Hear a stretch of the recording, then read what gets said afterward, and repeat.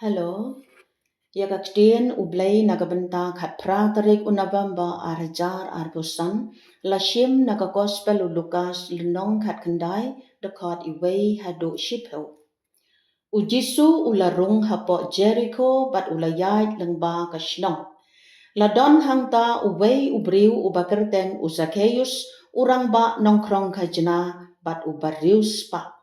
Ula persyang ban yo I uno uday ujisu hanrei shamla babon briu ma upat ulong ubalengkot renyang. Kumta ula marre syakmat bat ula kiu halor udeng sekamor ban yo I ya ujisu ubadeyai nangta. Haba ujisu ula poi ha kata kajaka ula kmet bat ula ong ha Zacchaeus. Ko Zacchaeus hiar keloi ngamut bansa hayeng jongpi menta kesngi. Zacchaeus ula hiar pen keloi bat ula pediang ya uda kejengkemen ka bakrau. Barok ki pait ba ki balayo I ya kata kilas dang ya tnum. Une ubriu ulek bansa sngau ba hayeng jongki nong pop. Zacchaeus ula yang hangta bat ula ong ha utrai. Ko kenrat ngan ai siteng nakaspa jonga hakibaduk balada ngala kelop yano ngan siu pat sau syak. Ujisu ula ong ha u kajing penim kalawan hakane kayeng menta kasni.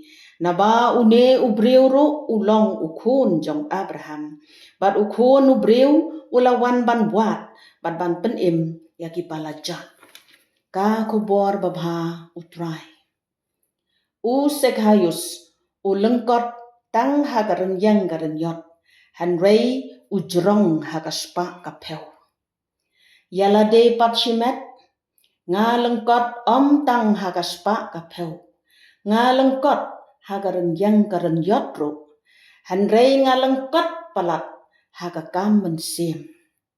Ka gospel menta kasngi ka wer yang ayapi ban marre bat ban kiu halor ki dieng bajrong jong kajing yale bat kijing pensyoy ha kajing kajangi ladangi kwa ban yo I ya ublay ubatip ya kajing yale kajangi bat ubayay ap ban wans ngau ba ha kiyeng kisem bat kajing jangi karai kasyong hanga happy kublay.